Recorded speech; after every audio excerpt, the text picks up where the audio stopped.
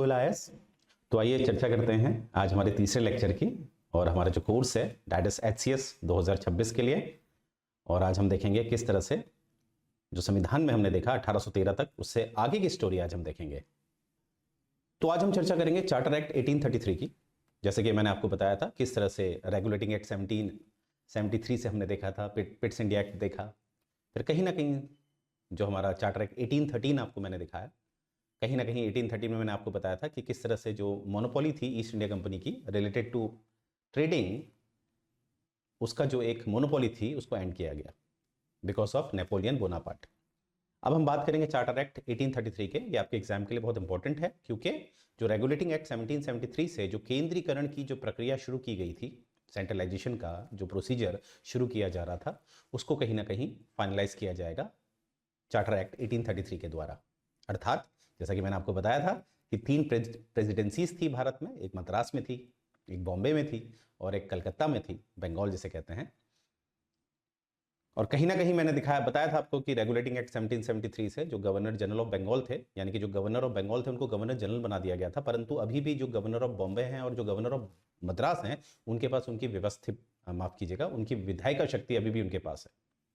परंतु अभी charter act 1833 से क्या होने वाला है, जो बॉम्बे और मद्रास के जो गवर्नर हैं उनकी जो विधायिका शक्ति है, लेजिस्लेटिव पावर है, उसे छीन लिया जाएगा और केवल एकमात्र जो बंगाल के गवर्नर जनरल हैं उनको दे दिया जाएगा, और यहीं से वो कहलाएंगे गवर्नर जनरल ऑफ इंडिया। और भारत के पहले गवर्नर जनरल ऑफ इंडिया बने हैं विलियम बेंटिक। आई रिपीट, पहले बने विलियम बेंटिक। तो वही चीज़ हम इसमें चर्चा करने वाले हैं। तो आइए जरा देखते हैं। तो जैसे कि आपको दिख रहा होगा, फाइनल स्टेप ऑफ सेंट्रलाइजेशन, केंद्रीकरण का ये एक अंतिम चरण था। जैसे कि मैंने बताया कि केंद्रीकरण का यानी कि पूरी की पूरी जो विधायिका शक्ति है, लेजिस्लेटिव पावर है, वो किसको मिलने वाली है, बंगाल के गवर्नर जनरल को, और इसीलिए वो कहलाएगा अब गवर्नर जनरल ऑफ इंडिया। ठीक है, तो यहाँ पर आप देख रहे होंगे वो कहलाएगा गवर्नर जनरल ऑफ इंडिया। और पहला कौन बना है, Lord William Bentinck was the first governor general, right. अब यानी कि जितने भी भारत में लॉ मेकिंग पावर्स होगी वो किसको चली गई है, गवर्नर जनरल ऑफ इंडिया और उसकी काउंसिल को। और ये काउंसिल तो वही है, मैंने आपको बताया था, जिसकी शुरुआत रेगुलेटिंग एक्ट 1773 से हुई थी, जिसमें गवर्नर जनरल ऑफ बंगाल बनाया गया था और उसमें 4 सदस्य दिए गए थे, राइट। तो यहां पर देखिए इस एक्ट के द्वारा तो फर्स्ट टाइम हमें दिख रहा है, पहली बार हमें दिखता है गवर्नमेंट ऑफ इंडिया। जैसे आजकल आप जानते हैं गवर्नमेंट ऑफ इंडिया जो केंद्र में काम करती है और जो कानून बनाती है वो पूरे भारत में लागू होते हैं। तो इसी तरह का हमें एक व्यवस्था हमें दिखती है कि अब जो गवर्नर जनरल ऑफ इंडिया है, जो कि बंगाल में बैठते हैं, अब वो कोई भी कानून बनाएंगे तो वो कानून संपूर्ण भारत में लागू होगा, और किसी के पास तो शक्ति रही नहीं कानून बनाने की, राइट। तो इसीलिए इससे पहले के जो एक्ट बनते थे उनको ज़्यादातर रेगुलेशन का दर्जा मिला हुआ था, पर जो अब जो एक्ट बनेंगे इसके अंतर्गत इनको दर्जा मिलेगा अधिनियम का। कानूनी जो एक कानून होता है, कानून के तो अलग अलग रूप होते हैं, जैसे एक ऑर्डिनेंस, एक अध्यादेश भी कानून होता है, एक अधिनियम भी कानून होता है, संविधान में लिखे गए नियम भी कानून होते हैं। तो कानून के अंतर्गत ये सभी जो मैंने आपको बताया, जैसे अध्यादेश, अधिनियम, रेगुलेशन, ऑर्डर, ये सब आपके कानून के अंतर्गत एक श्रृंखला में होते हैं। मतलब कौन किससे ऊपर होगा ये पहले से निर्धारित होता है। यानी कि कोई ऑर्डर है, एग्जीक्यूटिव ऑर्डर, उसके समक्ष अधिनियम आ जाए तो अधिनियम जीतेगा। अगर सामने अधिनियम है और आगे कॉन्स्टिट्यूशनल प्रोविजन है, संवैधानिक नियम है, तो इस अधिनियम को नीचे कर दिया जाएगा और कौन जीतेगा, संवैधानिक नियम। इसीलिए हम संविधान को एक फंडामेंटल लॉ कहते हैं। तो आप समझ पाए होंगे मैं क्या बताना चाह रहा हूँ कि कानून, जिसे हिंदी में विधि कहते हैं, विधि के अंतर्गत तो काफ़ी इसके रूप होते हैं, जैसे अध्यादेश हो गया, ऑर्डिनेंस हो गया, जैसे अधिनियम हो गया, जैसे आप एक्ट कहते हैं, जैसे ऑर्डर हो गया, ठीक है, आदेश, ये सब इसके अंतर्गत आते हैं। पर इनकी एक श्रृंखला होती है, इनकी एक प्रायोरिटी होती है, राइट। तो इसलिए मैंने बोला कि अब चार्टर एक्ट 1833 से पहले जो ये एक्ट पास करते थे, जो कानून बनाते थे, उनको जो दर्जा मिला था वो रेगुलेशन का मिला था। परंतु अब से 1833 से या इसके पश्चात अब जो भी एक्ट बनाए जाएंगे, जो भी कानून बनाए जाएंगे गवर्नर जनरल ऑफ इंडिया के द्वारा, वो एक रेगुलेशन नहीं कहलाएंगे, वो एक अधिनियम कहलाएंगे। यानी कि ज़्यादा मजबूत हो गया है। और भारत सरकार यानी कि गवर्नमेंट ऑफ इंडिया जो आजकल आपको दिखती है, जो पूरे भारत में नियम बना सकती है, उसका जो जेनेसिस है, उसका जो बीज है, वो आपको यहाँ दिखता है इस एक्ट के द्वारा, चार्टर एक्ट 1833 के द्वारा। ये बात आपने याद रखनी है। तो यहाँ पर देखिए लिखा भी है, law under previous act were called regulations while those under charter act 1833 were called acts। तो आप समझ रहे हैं, रेगुलेशन और एक्ट्स ये दोनों ही कानून के अलग अलग रूप हैं, पर ज़्यादा जो स्ट्रिक्ट है वो कौन सा होता है, अधिनियम होता है, जिसे हम एक्ट्स कहते हैं, राइट। और देखते हैं और इसमें क्या किया है। यहाँ पर देखिए अब हमारी जो ईस्ट इंडिया कंपनी है इसको अब प्योरली एडमिनिस्ट्रेटिव बॉडी बना दिया गया है।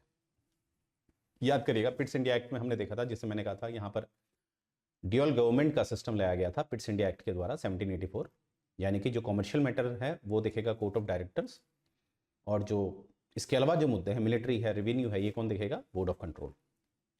तो कहीं ना कहीं अब चार्टर एक्ट 1833 से जो हमारी ईस्ट इंडिया कंपनी है उससे बाकी सब अधिकार छीन लिए गए हैं, केवल अब वो एक प्रशासनिक निकाय की तरह काम करेगा। प्रशासनिक निकाय मतलब होता है जहां पर आप कानून नहीं बना सकते हैं, बस आपका काम होगा कानून को लागू करने का, राइट। तो ये चीज याद रखिएगा, वेरी इंपॉर्टेंट। और यहां पर trade with India was open to all British subject, ठीक है, ये पहले भी हो चुका था, मैंने आपको बताया था 1813 से ये हो गया था। आगे देखिए it attempt to codify all the Indian laws, उसको कोडिफाई करने की बात की गई। अब कोडिफाई का क्या मतलब होता है, कोडिफाई का मतलब होता है जिसमें आजकल जैसे बीएनएस होता है, भारतीय न्याय संहिता, या जो पहले आईपीसी कहलाता था, इंडियन पीनल कोड, वहां पर देखिए कोडिंग होती है। जैसे आज के समय में मैं कह रहा हूं जैसे रेप है, रेप अगर आप बीएनएस में पढ़ते हैं तो रेप कहां परिभाषित है, वो है सेक्शन 63 में। उसका दंड कहां परिभाषित है, सेक्शन 64 में। तो कितना दंड होगा, क्या होगा, तो ये सब कोडिफाइड है, ये कोड आपको 64 में मिलेगा। तो ये कोशिश की गई थी पहली बार कि भारत के जितने भी लॉ हैं उसको कोडिफाई करने की कोशिश की गई, क्योंकि उनको नियमबद्ध करने की बात की गई, जो भारत में आगे चल के भारत के ही बहुत काम आता है, ठीक है। और इसमें भारत में बुलाया जाता है उस समय के जो सबसे फेमस पर्सनैलिटी हैं, प्रख्यात व्यक्ति हैं, जिनको कहा जाता है लॉर्ड वेलिंगटन मैकॉले। और हम सभी जानते हैं आईपीसी को बनाने वाले हैं लॉर्ड मैकॉले, तो लॉर्ड मैकॉले को बुलाया जाएगा, राइट। तो यहां पर देखिए directed the government to set up Indian law commission, तो इस कमीशन के चेयरमैन कौन होने वाले हैं, मैकॉले होने वाला है, मैकॉले। कोडिफाई करने की बात की जा रही है, लॉस को कोडिफाई करें, कोडिफाई करके ये फायदा हो जाता है कि डिस्प्यूट कम होते हैं, क्योंकि भारत जैसा देश जहां पर अलग अलग धर्म है, बुद्धिज्म है, जैनिज्म है, हिंदुइज्म है, मुस्लिम्स हैं, और हिंदुइज्म में भी क्या है आपको पता है वर्ण प्रथा है, जो जातिबद्ध है, कास्ट सिस्टम है, तो बहुत सारा कंफ्यूजन हो रहा था। तो क्यों ना इसको कोडिफाई किया जाए जिससे कि शांति बनी रहे, राइट। अब देखिए यहाँ पर ये पहली बार कोशिश की गई कि भारतीयों को भी ओपन कंपटीशन, जो आपकी उस समय की कोविनेंट सर्विसेज होती थी, कोविनेंट मतलब आप उसको समझ सकते हैं आजकल की जो हायर सिविल सर्विसेज होती है उसको कोविनेंट कहते थे। इनकी नियुक्ति ज़्यादातर लंदन से ही होती थी, कोर्ट ऑफ डायरेक्टर करता था इसकी नियुक्ति, और इसमें कोई इस तरह का पेपर तो होता नहीं था, परंतु पेपर होता भी था तो उसमें भारतीयों को अलाउ नहीं किया जाता था। तो इसलिए भारतीयों की तरफ से लगातार इसमें आवाज़ उठाई जाती थी। इसीलिए इस अधिनियम चार्टर एक्ट ऑफ 1833 में ये नियम डाला गया कि भारतीयों को भी जो कोवेनेंट सर्विसेज हैं, यानी कि जो सिविल सर्विसेज हैं, उसमें शामिल किया जाए। तो ये नियम इसमें लिखा गया, परंतु ये बात याद रखेगा, ये इसको कभी भी प्रैक्टिकल रूप नहीं मिला। थ्योरी में तो था ये, पर इसको प्रैक्टिकल रूप नहीं मिला, ठीक है, क्योंकि इसमें कोर्ट ऑफ डायरेक्टर ने इसको अपोज कर दिया था, तो इसलिए कभी लागू नहीं हुआ, राइट। अब देखिए ब्रिटिश गवर्नमेंट जो है वो कानून बना रही है भारत के लिए, ये बात सत्य है, पर इंप्लीमेंट तो उसे कोर्ट ऑफ डायरेक्टर ही कर रहा ना, क्योंकि कोर्ट ऑफ डायरेक्टर के पास अभी पावर है। ईस्ट इंडिया कंपनी तो उसी ने बनाई है, और ईस्ट इंडिया कंपनी अभी सारा का सारा एडमिनिस्ट्रेशन कर रही है। तो शासन कुछ भी नियम बना ले, अगर उसे प्रशासन लागू नहीं करेगा तो उसका कोई महत्व थोड़ी ना होता है। तो यही हुआ, शासनिक तौर पर तो इसको लागू करने की बात की गई चार्टर एक्ट 1833 से, परंतु प्रशासनिक स्तर पर आप देखेंगे इसको कभी लाया नहीं गया। तो अंत में हम कह सकते हैं कि कभी ओपन कॉम्पिटिशन लागू ही नहीं हुआ चार्टर एक्ट 1833 के पश्चात, राइट। आगे देखते हैं, यहां पर देखिए अब हमारा, मैंने कहा था हर 20 साल में आपका चार्टर एक्ट आ रहे थे, तो अब हम देखेंगे अब 20 साल बाद, मतलब 1833 के 20 साल बाद 1853, और 20-20 साल मतलब 20 साल का गैप इसलिए होता था क्योंकि हर चार्टर एक्ट में, चाहे वो 1793 था, चाहे वो 1813 था, चाहे वो 1833 है, तो इनके बाद लिखा जाता था कि अगली बार 20 साल बाद दोबारा से इसको रिन्यू किया जाएगा, और 20 साल तक जो ये देखेगा प्रशासनिक कार्य जो भी करेगा वो ईस्ट इंडिया कंपनी करेगी, राइट। तो इसीलिए अब हम सीधे जाएंगे 1853 में जंप करेंगे। अब देखिए 1853 बड़ा इंपॉर्टेंट है, क्योंकि यहाँ पर हमें एक जेनेसिस दिखेगा, एक बीज दिखेगा किसका, जो आज हमारी एक सेंट्रल लेजिस्लेटिव काउंसिल है, जिसे आप पार्लियामेंट के नाम से जानते हैं, या मैं ऐसा भी कह सकता हूँ आज वर्तमान में जो संसद आपको दिखती है उसकी जो नींव है वो कहीं ना कहीं इसी एक्ट ने रखी है। किसने, charter act of 1853, very important point.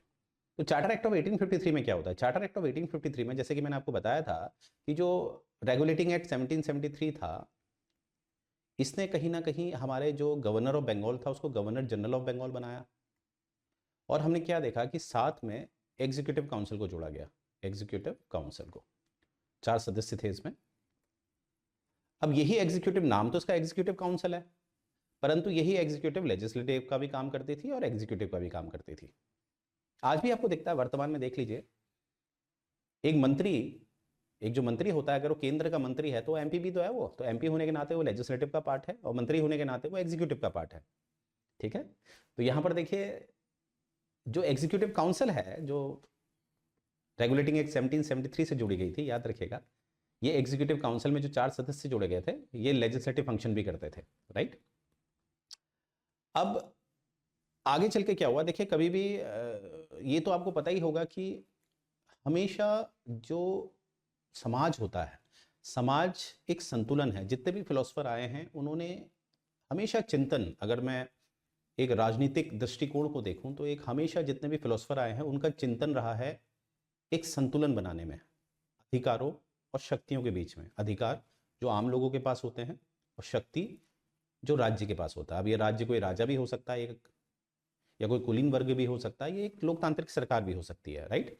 तो मैंने क्या बोला, जितने भी चिंतक आए हैं, जितने भी फिलोसफर आए हैं, उन्होंने हमेशा इसका जिक्र किया है कि ये जो शक्ति और अधिकारों का संतुलन हो वो कैसा हो, क्योंकि समय की मांग इसको कहीं ना कहीं इस बैलेंस को कम ज़्यादा करती है। जैसे वर्तमान में आप देखिए, अगर आपातकाल की स्थिति हो जाए, भारत में कोई आंदोलन हो जाए और हथियार उठा लें, तो यहाँ पर आपको पता है कि भारत में क्या होगा कि फिर अधिकारों को शून्य कर दिया जाता है। अब शून्य से मेरा मतलब बिल्कुल नलिफाइड नहीं है, शून्य से मेरा मतलब है काफ़ी हद तक कम कर दिया जाता है और शक्ति को बढ़ा दिया जाता है। जैसे अगर इस तरह की स्थिति उत्पन्न होती है जहाँ पर लोगों ने हथियार उठा दिए, तो हमारे संविधान हमें ये शक्ति देता है, राज्य को ये शक्ति देता है कि वो अनुच्छेद 352 का आह्वान कर सकते हैं। दे कैन प्रोवोक आर्टिकल 352 जो नेशनल इमरजेंसी की बात करता है। और आपको पता है आर्टिकल 20 और आर्टिकल 21 के अलावा जितने भी फंडामेंटल राइट्स हैं उनको सस्पेंड कर दिया जाता है ना। तो शक्ति बढ़ गई है, अधिकार कम हो गए। तो परिस्थिति के अनुसार हमेशा ये संतुलन को देखा जाता है, ठीक है। तो इसीलिए जितने भी चिंतक आए हैं उन्होंने हमेशा इस संतुलन पे चर्चा करी है, चाहे वो थॉमस हॉब्स हैं, चाहे वो लॉके हैं, चाहे वो रूसो हैं, जो भी आए हैं, राइट। तो यहीं पर ये बात समझने वाली बात है कि अब मैं आपको ये बातें क्यों बता रहा हूँ यहाँ पर, क्योंकि देखिए एग्जीक्यूटिव के पास ही लेजिस्लेटिव शक्ति है। तो इसमें क्या होता है, राज्य के पास, यानी कि जो राज्य को रिप्रेजेंट कर रही है सरकार, अगर उसके पास सारी शक्तियां हों, जुडिशियल भी उसके पास है, एग्जीक्यूटिव भी उसके पास है, लेजिस्लेटिव भी उसके पास है, तो उससे क्या प्रॉब्लम होगी, वो राज्य निरंकुश हो सकता है, एब्सोल्यूट हो सकता है शक्तियों में, जो कि अच्छी बात नहीं है।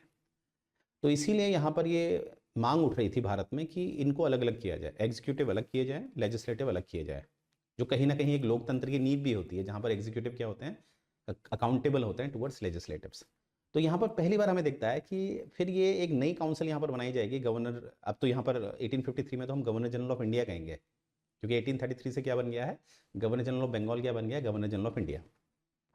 तो ठीक है भाई साहब, अब क्या होने वाला है, अब ये होने वाला है कि लेजिस्लेटिव काउंसिल बनाई जाएगी एक नई, उसमें 6 सदस्य जोड़े गए, ठीक है। और एक क्या कहलाई, इंडियन लेजिस्लेटिव काउंसिल, यानी कि सेंट्रल लेवल पे बनाई गई, क्योंकि उसमें भी हमारे प्रांत भी थे और सेंट्रल भी था, प्रांत और सेंट्रल। तो सेंट्रल लेवल पे बनाई गई, यानी कि गवर्नर जनरल ऑफ इंडिया के साथ, गवर्नर जनरल ऑफ इंडिया के साथ इसको जोड़ा गया, क्योंकि प्रांतों में तो केवल गवर्नर थे, जो भी ब्रिटिश प्रोविंस थी वहाँ पर तो गवर्नर थे। गवर्नर जनरल ऑफ इंडिया कहाँ बैठता था, बंगाल में, वो एक सेंटर था। तो वहाँ पर जोड़ा गया इंडियन लेजिस्लेटिव काउंसिल, जो आगे चल के क्या बनेगा, यही आगे चल के एक तरह से पार्लियामेंट का रूप लेगा। और कहीं ना कहीं हम कह सकते हैं भारत में पार्लियामेंट्री सिस्टम की शुरुआत हो गई। इसीलिए हम पढ़ते हैं, जब हमारा संविधान बन रहा था तो मॉडर्न डेमोक्रेसी मतलब रिप्रेजेंटेटिव डेमोक्रेसी के 2 वर्जन थे, एक पार्लियामेंट्री फॉर्म ऑफ डेमोक्रेसी, एक था प्रेसिडेंशियल फॉर्म ऑफ डेमोक्रेसी। तो हमने भारत के लोगों ने, भारत के जो संविधान सभा के सदस्य थे, उन्होंने पार्लियामेंट्री फॉर्म ऑफ डेमोक्रेसी को चुना। क्यों? क्योंकि हमें इसका काफ़ी अनुभव था। आप देख लीजिए 1853 से ये शुरू हो गया है और 1947 में हमें आज़ादी मिलती है। तो हमने ऑब्वियसली इतने सालों का अनुभव था, तो हमने पार्लियामेंट्री सिस्टम ऑफ डेमोक्रेसी को अपनाया, राइट। ये आप देखेंगे। और आगे क्या है देखते हैं, it introduce for the first time local provincial representation to the Indian legislative council. ध्यान से समझने वाली बात है, जो ये लेजिस्लेटिव काउंसिल बनाई गई थी, एग्जीक्यूटिव काउंसिल से अलग की गई थी, भारतीयों की तरफ से मांग उठ रही थी कि हमें शामिल किया जाए। जो कानून बनाने की जो व्यवस्था है, जिसे आप विधायिका कहते हैं, ये व्यवस्थापिका कहते हैं, वहाँ पर हमें शामिल किया जाए। तो इस बात को रखते हुए लेजिस्लेटिव काउंसिल अलग की गई। और इसी एक्ट में, चार्टर एक्ट 1853 में, भारतीयों को शामिल करने की बात की गई, पर देखो ध्यान से समझने वाली बात है, यहाँ पर एक तरह से धोखा था। क्या धोखा था कि यहाँ पर लिखा था कि लोकल प्रोविंशियल रिप्रेजेंटेशन होगा, लोकल प्रोविंशियल रिप्रेजेंटेशन होगा, लोकल लोगों का रिप्रेजेंटेशन नहीं होगा।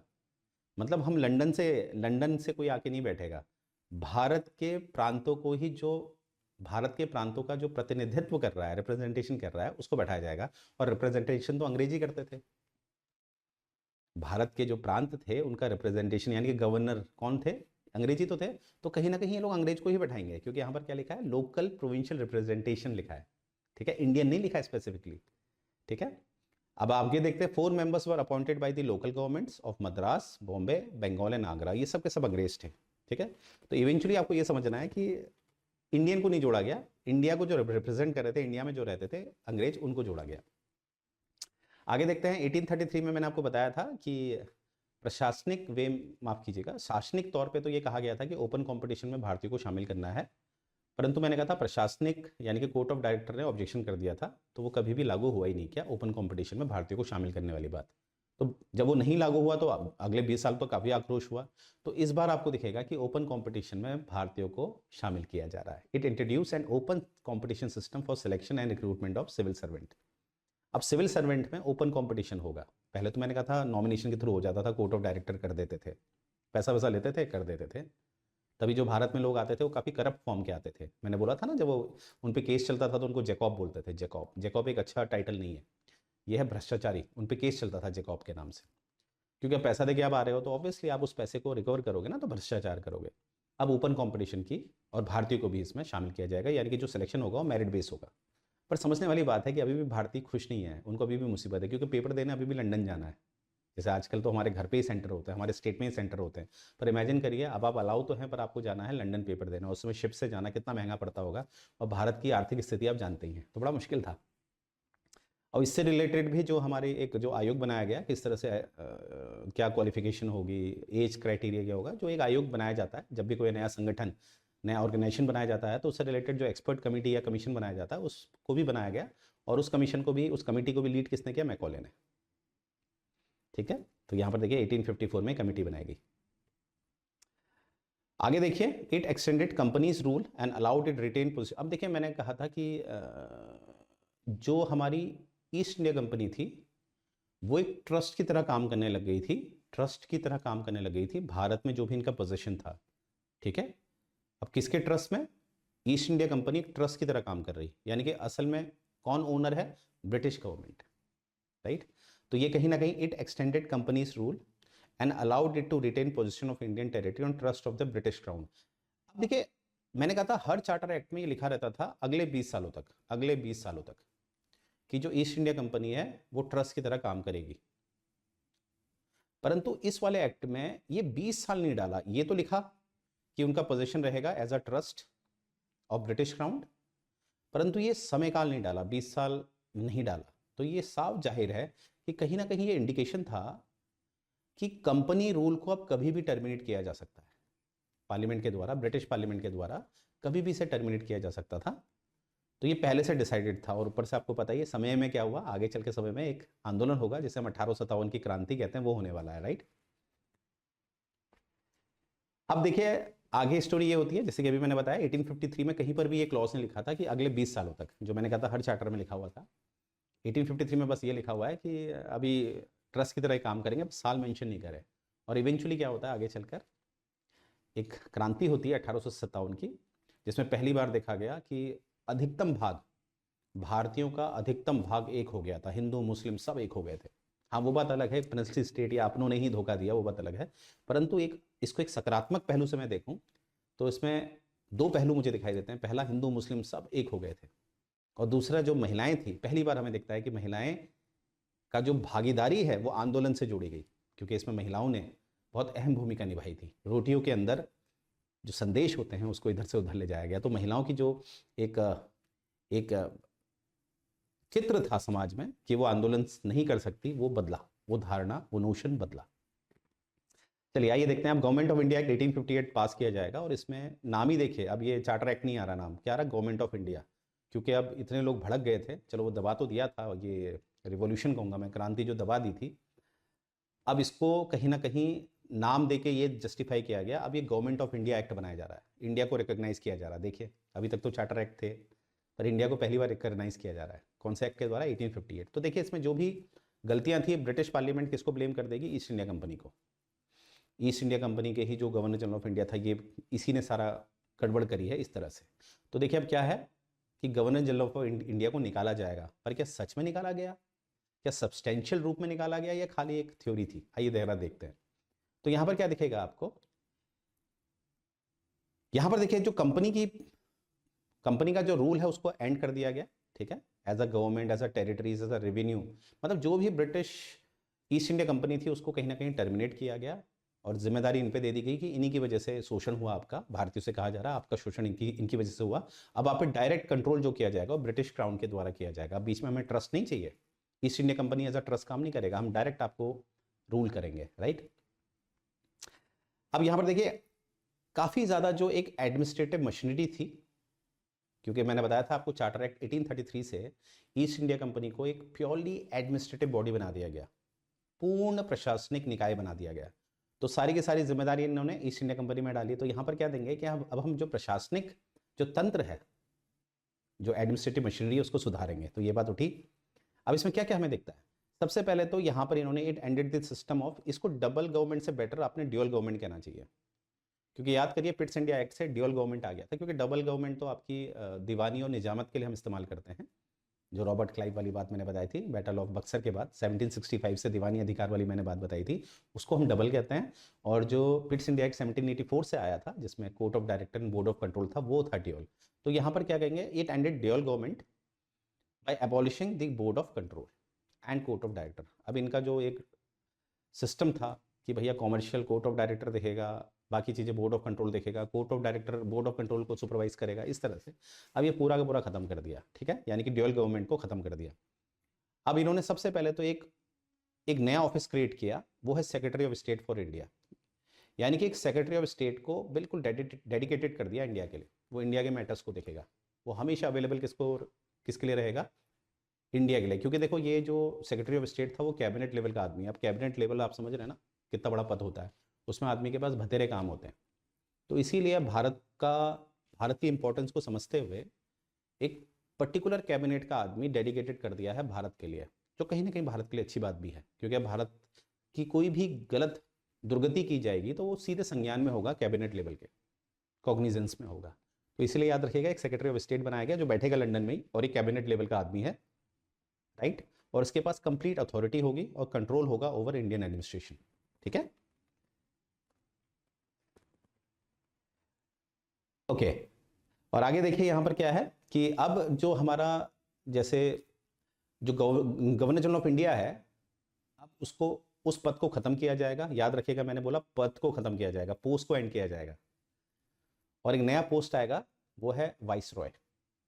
और इसीलिए पहले वाइस रॉय जो बने हैं वो बने हैं लॉर्ड कैनिंग। कौन बने हैं? Lord Canning, Lord Canning, Canning's S लगता है इसमें, ठीक है।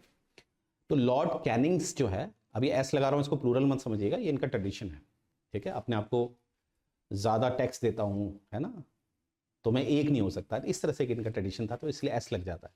इंग्लिश लैंग्वेज से कंफ्यूज मत होना कि सर ने नेम में एस क्यों लगा दिया। तो लॉर्ड कैनिंग साहब क्या बने? हमारे पहले वाइस रॉय। अब ध्यान से समझने वाली बात है, लॉर्ड कैनिंग ही आपके last governor general of India है। क्या कहा मैंने? लॉर्ड कैनिंग ही आपके last governor general of India. इसका मतलब कि पोस्ट बदली गई, आदमी नहीं बदला गया, आदमी वही है, अभी आदमी वही है, ठीक है। तो ये चीज याद रखिएगा। अब यानी कि ये बना है वाइस रॉय। अब ये वाइस रॉय किसको रिपोर्ट करेगा? सेक्रेटरी ऑफ स्टेट को। इसलिए आगे चल के जो मैं एक्ट पढ़ाऊंगा अभी आपको, जैसे मॉर्ले मिंटो रिफॉर्म, मॉर्ले जो थे वो सेक्रेटरी ऑफ स्टेट थे, मिंटो जो थे वाइस रॉय थे। आगे देखेंगे मॉन्टेग्यू चैम्सफोर्ड, मॉन्टेग्यू जो थे वो सेक्रेटरी ऑफ स्टेट थे, चैम्सफोर्ड कौन थे? वो वाइस रॉय थे। तो इसीलिए, राइट, तो ये चीज़ याद रखिएगा। तो ये हमारा हो गया। तो हमने क्या देखा कि इस तरह से आपने देखा कि किस तरह से जो चार्टर एक्ट ऑफ 1853 है वो कितना इंपॉर्टेंट था, कि पहली बार हमें पार्लियामेंट जो है भारत की पार्लियामेंट्री सिस्टम, उसका हमें बीज जेनेसिस दिखता है कहाँ पर? 1853 वाले में। और 1858 में तो हमें क्या दिख रहा है कि एक प्रशासनिक तौर पर बहुत सुधार किए गए। अब वो सुधार केवल थ्योरेटिकल थे, सब्सटेंटिव तो नहीं थे। हाँ, जैसे थ्योरेटिकली ये था कि सेक्रेटरी ऑफ स्टेट डेडिकेटेड कर दिया गया है भारत के लिए, ठीक है, कैबिनेट लेवल का आदमी है, और भारत में कहीं ना कहीं पोस्ट खत्म की गई वाइसरॉय की, माफ़ कीजिएगा, गवर्नर जनरल ऑफ इंडिया की पोस्ट खत्म की गई और उसको क्या बना दिया गया, वाइसरॉय। और वाइसरॉय किसको रिपोर्ट करेगा, सेक्रेटरी ऑफ स्टेट को, राइट। तो मुझे उम्मीद है ये आपको पसंद आया होगा, ठीक है। तो इस तरह से हमने पढ़ना होता है कॉन्सेप्चुअली, हम जितना अच्छा पढ़ेंगे, क्योंकि स्टेटमेंट बेस्ड क्वेश्चन तभी सॉल्व हो पाते हैं। तो देखिए ये कुछ हमारे अचीवमेंट्स हैं, आप देख रहे होंगे, तो आप देख पा रहे होंगे। Thank you so much sir, जैसे ये एसडीएम में नियुक्त हुए थे, ठीक है। तो ये चीज़ होती है, देखिए मॉरल सपोर्ट देना, गाइडेंस, सबसे इंपॉर्टेंट होता है गाइडेंस। जैसे आपने देखा होगा कि मैं पूरा प्रयास करता हूँ कि लेक्चर में आपके अंदर माइंड में मैच्योरिटी आ जाए। जब आपकी मैच्योरिटी आती है तो आपको फैक्ट्स इजीली याद हो जाते हैं, राइट। तो हम चाहते हैं कि आप बहुत जल्द इस तरह से हमें एक्नॉलेज करें, राइट। और ये देखिए कुछ अचीवमेंट देखिए हमारे, तो इस तरह से मैं चाहता हूँ आपका भी सिलेक्शन हो। अब देखिए जो आपको क्वेश्चन है कि सर ये कोर्स हमें कितने का पड़ेगा, राइट।